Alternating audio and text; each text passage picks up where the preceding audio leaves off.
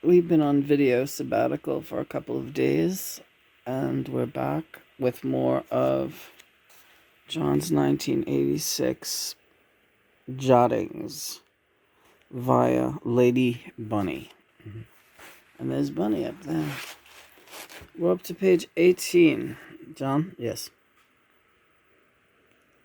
And we begin. Starry-eyed. Starry-eyed, she said, "Oh, my dear, give it to me in bed. And he, poor bloke, gotta get it while he can. After all, you gotta play the man." Right? He took it out and shoved it where she liked. And then, whoopsie-daisy, here comes a little tyke. Oh, dear me. Didn't think, it isn't right. Born out of a bottle on a Saturday night. Somebody else gotta race the human go. On your mark, ready, set, go. Poor little chump. Wasn't his fault. Wasn't hers either. And the old man, he's just caught.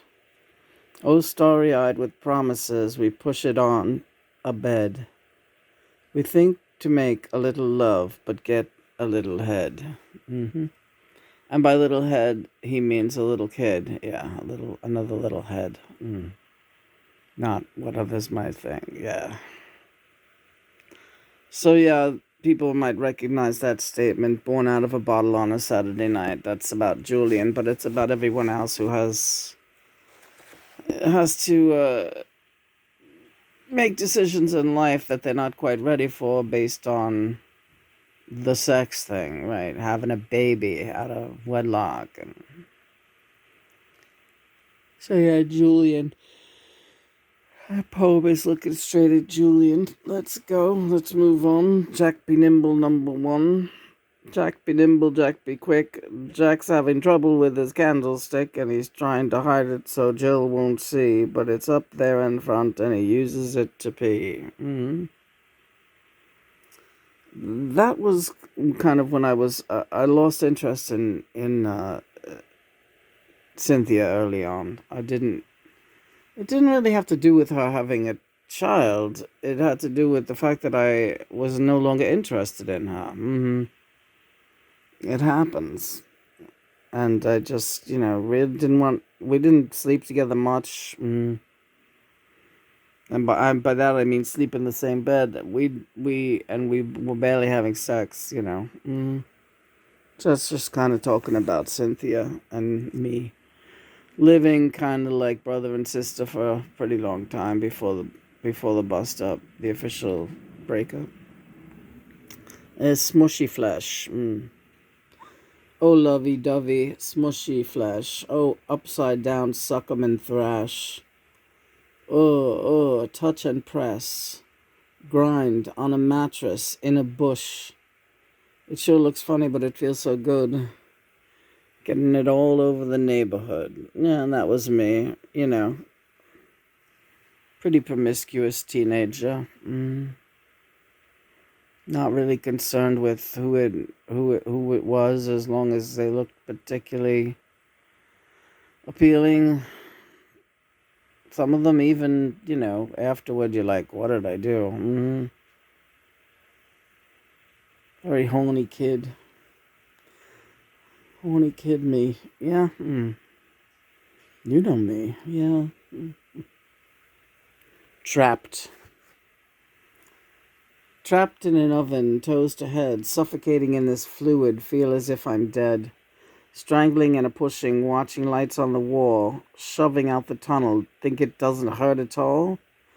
There's a bloke of a giant hovering over me with a grin, and a look on his face makes me want to jump back in.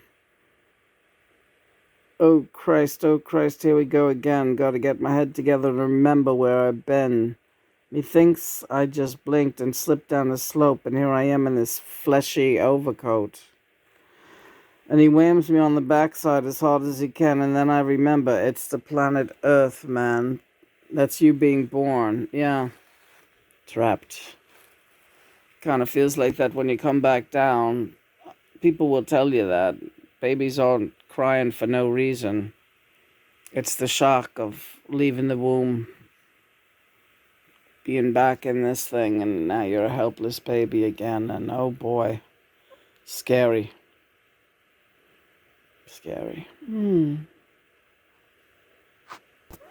Matter of fact, there's a coda to that one on the following page. Arg. Oh no, please, I'll be a good boy. No, not that. Help, please, let me stay up here some more and help the Virgin Mary. I promise I won't make any more crippled jokes. Help. So that was your next incarnation, yeah.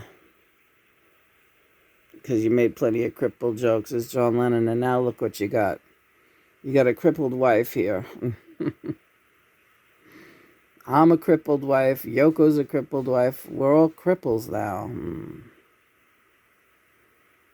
I would say don't call yourself that, but the whole human race is cripples, so you're in bad company. You sound sleepy this morning. Yeah, I want to just I'm not saying slog through this book, but I want to keep going with it, and I want to read every entry with you. And I don't want to get lazy about it. I wrote this book so that one day we might have a moment like this. I didn't know we'd be doing it on film. I didn't know any of this would be transpiring the way that it is, but you now have the book in your possession, and you're reading it with me, and I couldn't have asked for a better setup. Let's go, let's go. Strawberry alarm clock. And have I told you yet today how much I love you? I think you have. I have. In my way.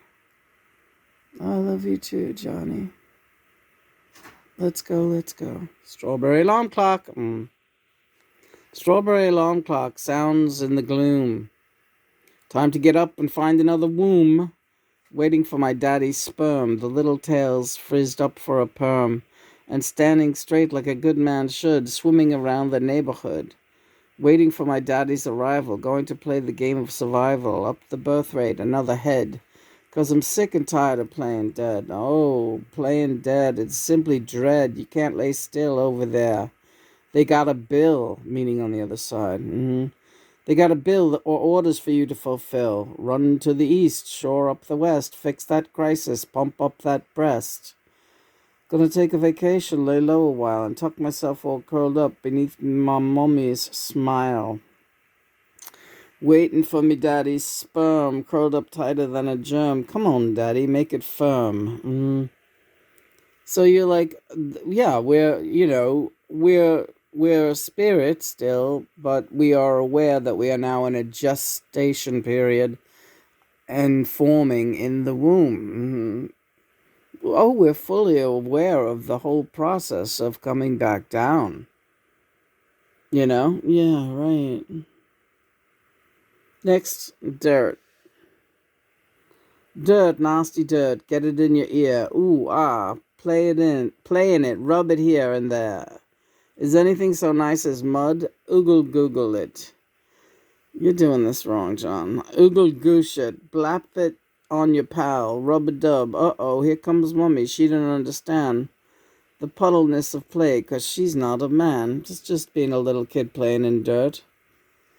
So these poems, again, you kind of are reliving a lot of the time being a little boy again, like you were when you came back down as Daniel. Yes.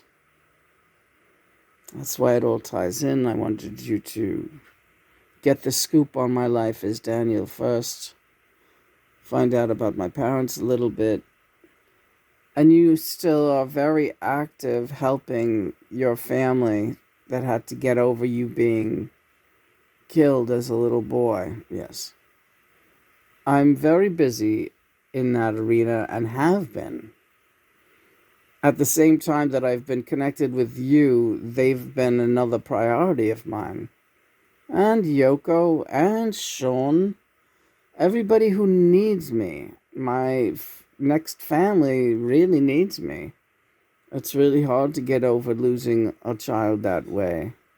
I have to give them signs all the time and cheer them up and give them a reason to go on. And I have had to do that since my death in 2012 as Daniel.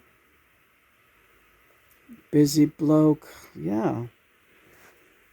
How on earth do you have time for me? I just do. We're always together. You know, you help me. You don't know how much you help me. Your energy propels me. Like you